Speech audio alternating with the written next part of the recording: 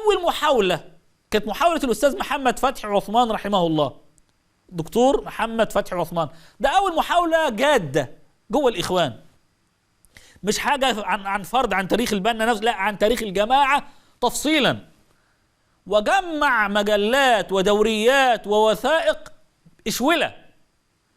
ولكن حينما جاءت المباحث لإلقاء القبض عليه في أزمة 54، لموا جابوا عربية شالت الشولة، أوراق ودوريات ووثائق. فللأسف يعني ضاع مشروع الرجل رحمه الله. كان باحثا قديرا لأنه له كتابات في التاريخ وكيف يكتب التاريخ.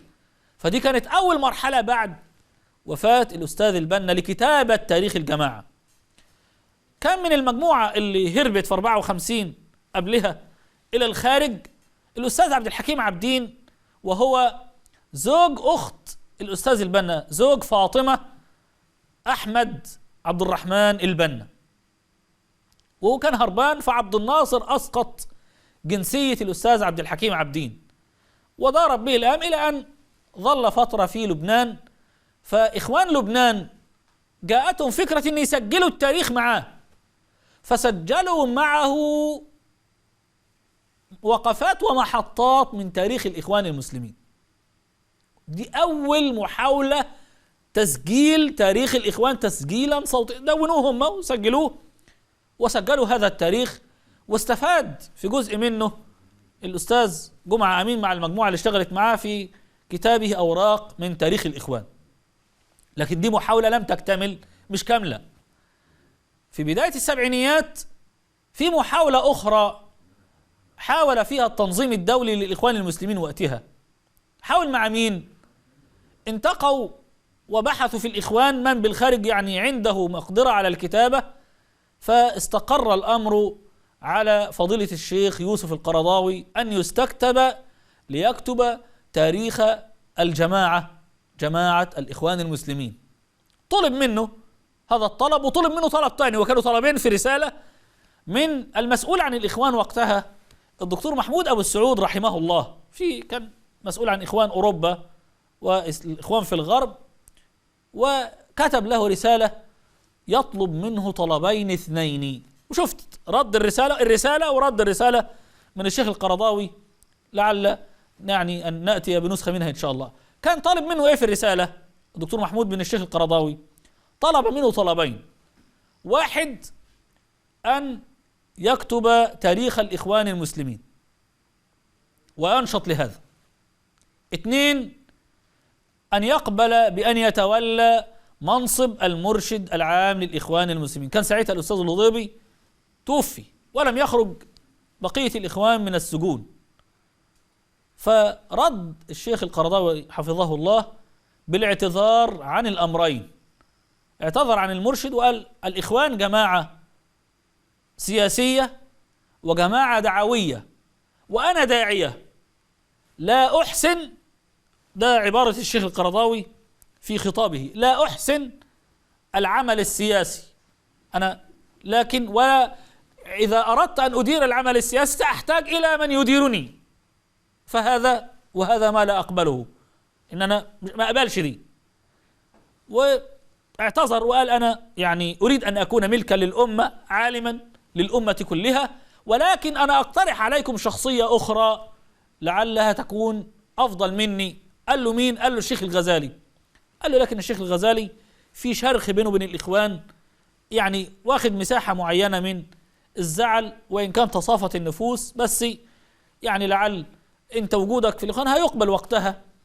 قال له طب الشرط الطلب الثاني كان عن كتابة تاريخ الجماعة. اعتذر وقال أنا لست مؤرخا ولا أمتلك أدوات المؤرخ، أنا شيخ لكن ما أمتلكش أدوات المؤرخ. ولكن الشيخ القرضاوي وضع خطة بحثية لمن يريد أن يبدأ إفادة في ذلك. ورأية الخطة كانت مكتوبة بخط اليد جزء منها، وبقية الخطة مكتوبة على الآلة الكاتبة، وقرأت فيها إيضاح عن يعني مراحل الدعوة وكتابة الدعوة، تاريخ الإخوان الذي مر بمراحل: المرحلة الشفهية، ثم المرحلة الكتابة التي غير مدونة، ويحتاج إلى مرحلة ثالثة يكون فيها التدوين والتدقيق والتنقيح. دي كانت محاولة أخرى ولم تثمر بموافقة الشيخ القرضاوي وقد اعتذر عنها. بعد ذلك لما خرج الإخوان من السجون في السبعينيات بدأ البعض يفكر تفكير فردي، إن التاريخ ده إحنا ناس لسه عايشين، طب هنموت، طب ما العمل؟ وانقسم الإخوان إلى فريقين، فريق لا يريد الحديث أبدا عن تاريخ الإخوان خاصة ما حدث في السجون، اعتبروا إن ده، ودي كانت مدرسة لها رأي معين، ده مواقف احنا عشناها لله وتصدقنا بأعراضنا فيها، اللي أساء واللي كذا واللي عذب واللي عمل وحسابنا على الله. وناس رأت لا، ده تاريخ يساء للجماعة عن طريقه، وبكلمة من الناس اللي عايشين الأحداث مهمة جدا، ليه نسيب الشباب والأجيال كده؟ فانبرى بداية الأستاذ محمود عبد الحليم رحمه الله وكتب كتابه الإخوان المسلمون أحداث صنعت التاريخ، أصدر الجزء الأول ثم الثاني ثم الثالث، وده نشط ذاكرة الإخوان في إن الكل يكتب، بدأ الناس كتير تكتب، وبقى هنا في ناس كتبت مذكرات شخصية ومن ضمنها تاخد تاريخ الجماعة فيما عاشه هو، وفي ناس لا كتبت تاريخ الجماعة من خلال ما عاشه هو، يبقى هو مش مذكراته، لا ده تاريخ الجماعة في اللي شافه. في ناس لا مذكراته حياته وجزء في هذه الحياة ما رآه في الإخوان. اللي كتب مذكرات شخصية من هذا الأمر الشيخ أحمد حسن الباقوري في مذكرات بعنوان بقايا ذكريات، كتب عبد العزيز كامل في نهر الحياة، كتب حسن العشماوي مذكرات هارب، كتب زينب الغزالي رحمه الله أيام من حياتي، الشيخ صلاح أبو إسماعيل كتب جزء بسيط جدا في المدخل بتاعه في كتابه الشهادة أقسمت أن أقول الحق، كتب عن هذا الأمر.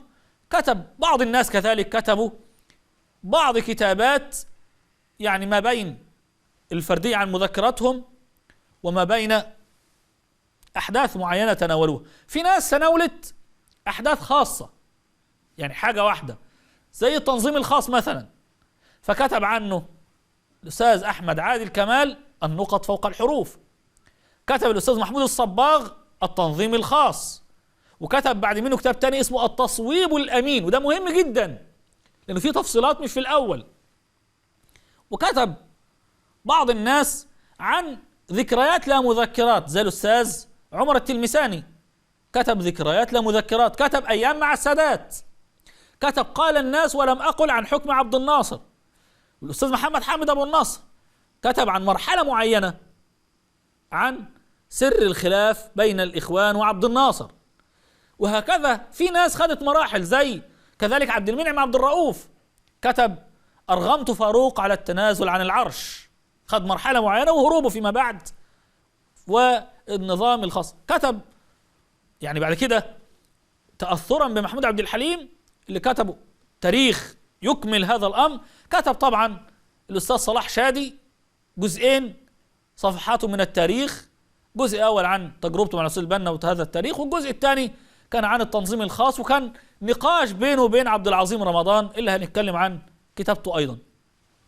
كتب كذلك الأستاذ الحاج عباس السيسي في قافلة الإخوان المسلمين 3 أجزاء في رؤيته يعني رحلته مع الإخوان وكتابات أخرى، لكن أنا بتكلم عن المرحلة التي بدأ الإخوان ينشط ليكتبوا تاريخهم، تاريخ الجماعة، سواء فرادى من خلال مذكرات أو سواء فرادى أيضا من خلال كتابة تاريخ عن الجماعة نفسها، إما تاريخ مرحلي زي ما الأستاذ محمود عبد الحليم كتب بعنوان رؤية من الداخل، يعني هو شايف، وكتب لحد مرحلة 65 يعني لم يكمل بقية المراحل كاملة لحد لما عاش. وكتب كذلك يعني الحاج عباس السيسي لحد مرحلة معينة نفس الأمر. فهنا مراحل بسيطة. البعض اللي كتب برضه يعني مذكراته يعني تمثل الرؤية الشخصية له، لكن برضه مفيدة جدا في تاريخ الإخوان وفي تناولها وفي التعامل معها. كل دي محاولات هنلاحظ محاولات فردية، يعني لا حد دفعهم لذلك ولا حد طلب منهم يكتبوا، إنما شعر ذاتيا بإن لا، التاريخ ده بيتشوه، أنا محتاج أكتب هذا الكلام وأوضحه.